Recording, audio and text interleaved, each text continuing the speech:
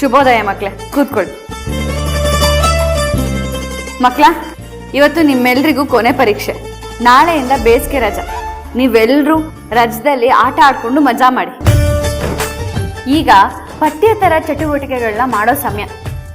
ಮನೇಲಿ ಕೂತ್ಕೊಂಡು ಪುಸ್ತಕಗಳನ್ನ ಓದಿ.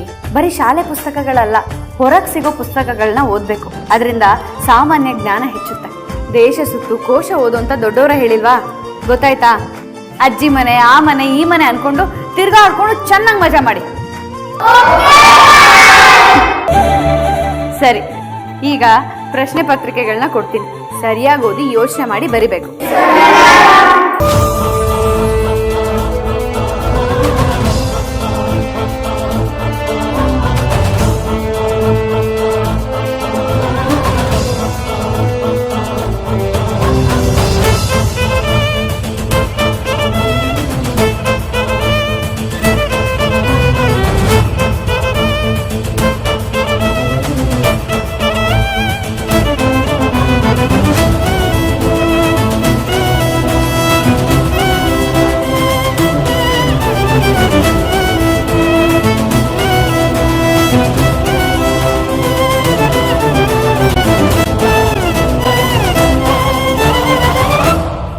ಕಾವೇರಿ ಟೀಚರ್, ನೀವು ಎ ಸೆಕ್ಷನ್ಗೆ ಹೋಗಿ. ಯಾಕೆ? ಸುಮ್ಮನೆ ಹೇಳದಷ್ಟು ಮಾಡಬೇಕು. ಕ್ಲಾಸ್ ಟೀಚರ್ಸು ಇನ್ವಿಜಿಲೇಷನ್ ಮಾಡೋ ಹಾಗಿಲ್ಲ.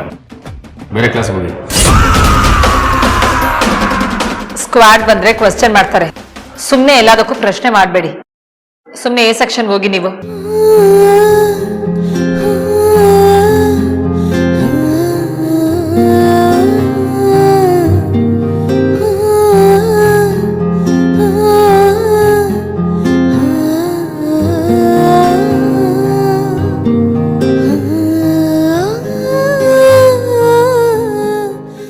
ಪ್ಲೀಸ್.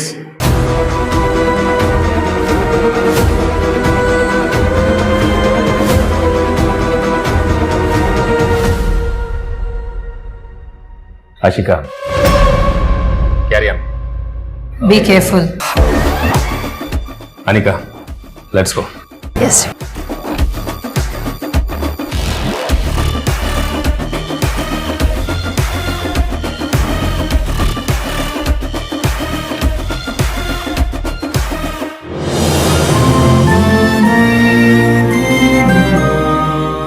ಮಕ್ಳ, ಎಲ್ರೂ ಸರಿಯಾಗಿ ಪ್ರಶ್ನೆ ಪತ್ರಿಕೆನ ಓದ್ಕೊಂಡು ಯೋಚನೆ ಮಾಡಿ ಬರೀರಿ. ಒಳ್ಳೆದಾಗಿ ಬರೀರಿ.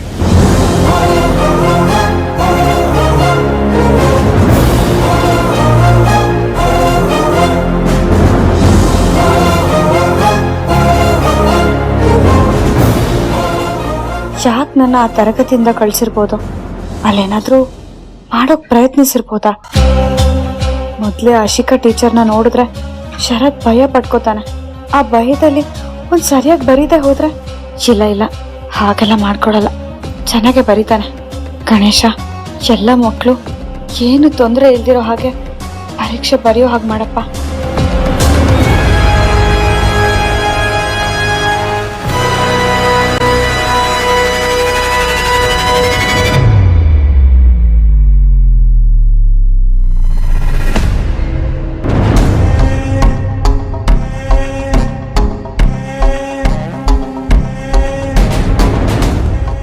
ಶರತ್, ವಾಟ್ ಇಸ್ ದಿಸ್? ನನಗೆ ಗೊತ್ತಿಲ್ಲ ಮೇಡಮ್. ನಿನ್ ಪೇಪರ್ ಇಂದ ಬಿದ್ರದ್ ನಾನೇ ನೋಡಿದೀನಿ. ಗೊತ್ತಿಲ್ಲ ಅಂತ್ಯಾ? ನಿಜವಾಗ್ಲೂ ಗೊತ್ತಿಲ್ಲ ಮೇಡಮ್. ಇದೇಗ್ ನನ್ನ ಹತ್ರ ಬಂತು? ನಿಜವಾಗ್ಲೂ ಗೊತ್ತಿಲ್ಲ. ನಿನಗ್ ಗೊತ್ತಿಲ್ದಲ್ಲ ನಿನ್ ಪೇಪರ್ ಅಲ್ಲಿ ಹಾರ್ಕೊಂಡ್ ಕೂರುತ್ತಾ ಇದು? ಎಲ್ಲಿ ನಿನ್ ಪೇಪರ್ಸ್ ಕೊಡು.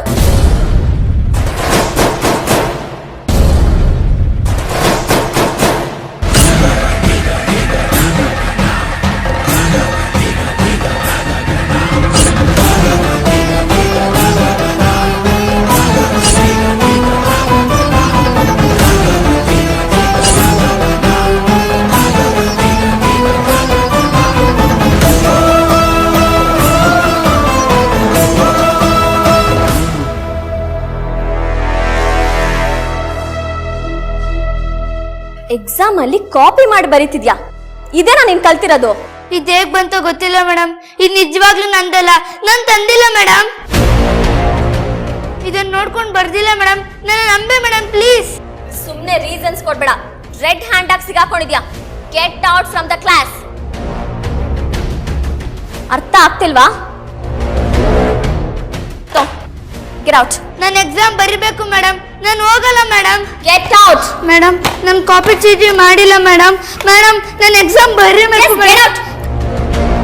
Madam madam please madam.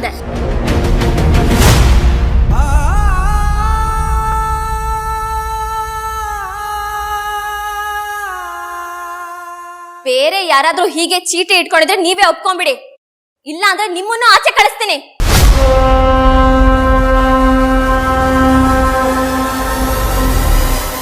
Show me,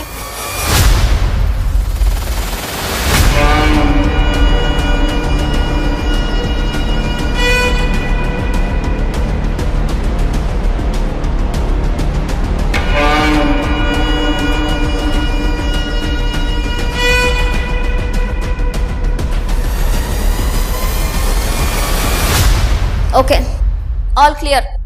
Good. Now continue writing.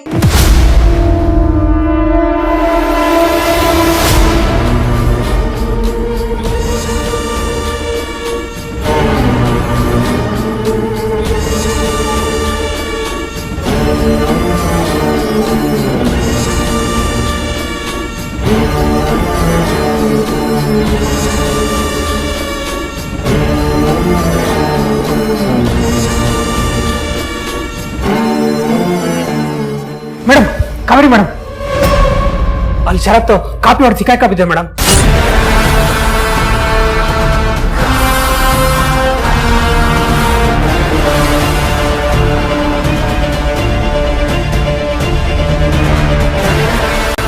ನಾನು ಕಾಪಿ ಮಾಡಿಲ್ಲ ಟೀಚರ್, ಇದು ನಂದಲ್ಲ.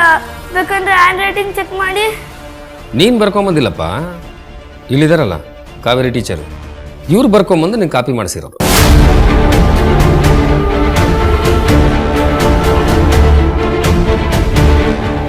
ನಾನು ಹಾಗೆಲ್ಲ ಮಾಡಿಲ್ಲ ಸರ್. ಅವ್ನು ಚೆನ್ನಾಗೇ ಓದಿದಾನೆ, ಚೆನ್ನಾಗಿ ಬರಿತಾನೆ ಅನ್ನೋ ನಂಬಿಕೆನೂ ನನಗಿದೆ. ಅಂಥದ್ರಲ್ಲಿ ನಾನು ಯಾಕೆ ಅವನಿಗೆ ಚೀಟಿ ಕೊಡ್ಲಿ? ಮತ್ತೆ ಹೇಗೆ ಅವನ ಹತ್ರ ಯಾವ ಕ್ವೆಶ್ಚನ್ ಬಂದಿದೆಯೋ ಅದೇ ಆನ್ಸರ್ ಇರೋ ಚಿಟ್ ಸಿಕ್ಕಿದೆ. ನಿನಗೆ ತಾನೇ ಕ್ವೆಶ್ಚನ್ಸ್ ಏನಿದೆ ಅಂತ ಗೊತ್ತಿರೋದು. ನಂಗೆ ಆ ಥರ ಕೆಲಸ ಮಾಡೋ ಅವಶ್ಯಕತೆ ಏನಾದರೂ ಏನಿದೆ? ನಾನು ಹೇಳಿದ್ನಲ್ಲ, ನನಗೆ ಅವನ ಮೇಲೆ ನಂಬಿಕೆ ಇದೆ. ಅವನು ಆ ಥರ ಎಲ್ಲ ಮಾಡೋ ಹುಡುಗ ಅಲ್ಲ. ಇಲ್ಲಿ ಬೇರೆ ಏನೋ ನಡೆದಿದೆ. ದಯವಿಟ್ಟು ಅವನಿಗೆ ಪರೀಕ್ಷೆ ಬರೆಯೋದಕ್ಕೆ ಅವಕಾಶ ಮಾಡಿಕೊಡಿ. ಹಲೋ, ತಮ್ಮ ನಂಬಿಕೆ ತಗೊಂಡು ನಾವೇನು ಉಪಕಾರ ಹಾಕೊಂಡು ನೆಕ್ಕಬೇಕಾ? ರೆಡ್ ಹ್ಯಾಂಡ್ ಆಗಿ ಸಿಕ್ಕಿಬಿದ್ದಿದ್ದಾನೆ. ಅದು ನೋಡಿರೋದೇ ಈ ಆಶಿಕಾ ಟೀಚರು. ಸಾಕ್ಷಿ ಕಣ್ಣೆದುರುಗಡೆನೇ ಇದೆಯಲ್ಲ, ಆಗಿದ್ರು ವಾದದ ಮೇಲೆ ವಾದ ಮಾಡ್ತಾನೆ ಇದ್ದೀರಾ. ಯಾರೇನೇ ಹೇಳಿದ್ರು ಅಷ್ಟೇ, ಅವನ್ನ ಮತ್ತೆ ಎಕ್ಸಾಮಿಗೆ ಅಲೋ ಮಾಡೋದಕ್ಕಾಗಲ್ಲ.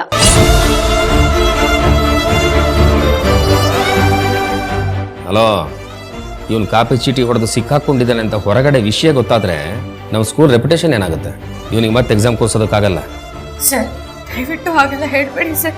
ಬೇಕಾದ್ರೆ ನಾನೇ ಈ ಶಾಲೆ ಬಿಟ್ಟು ಹೋಗ್ತೀನಿ.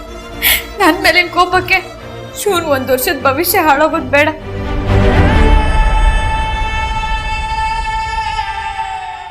ದಯವಿಟ್ಟು ಮೇಡಮ್, ನೀವಾದ್ರೂ ಸರಿಯಾಗಿ ಹೇಳಿ, ನಾನು ಈ ಶಾಲೆ ಬಿಟ್ಟು ಹೋಗ್ತೀನಿ. ಅವನಿಗೆ ಅನ್ಯಾಯ ಆಗೋದು ಬೇಡ, ಅವನ ಭವಿಷ್ಯ ಹಾಳಾಗಬಾರ್ದು. ನೀವೆಷ್ಟೇ ಡ್ರಾಮಾ ಮಾಡಿದ್ರು ನಾವು ಯಾರು ಅದನ್ನ ಕೇಳಲ್ಲ. ಇದನ್ನ ಕಾಪಿ ಹೊಡ್ಸೋದಕ್ಕೆ ಮೊದಲೇ ಯೋಚನೆ ಮಾಡಬೇಕಾಗಿತ್ತು. ಹೇಳೋದು ವೇದಾಂತ, ತಿನ್ನೋದು ಬದನೆಕಾಯಿ. ಆಗೆಲ್ಲೋಗಿತ್ತು ಬುದ್ಧಿ? ಎಲ್ಲರ ಎದುರುಗಡೆ ಒಳ್ಳೆ ಅನಿಸ್ಕೊಳ್ಳೋದು ದೊಡ್ಡದಲ್ಲ, ಅದನ್ನ ಮೇಂಟೈನ್ ಮಾಡೋದಿದೆಯಲ್ಲ, ಅದು ತುಂಬಾ ಕಷ್ಟ. ಅಷ್ಟು ಈಸಿ ಅಲ್ಲ ಕಾವೇರಿ ಟೀಚರ್.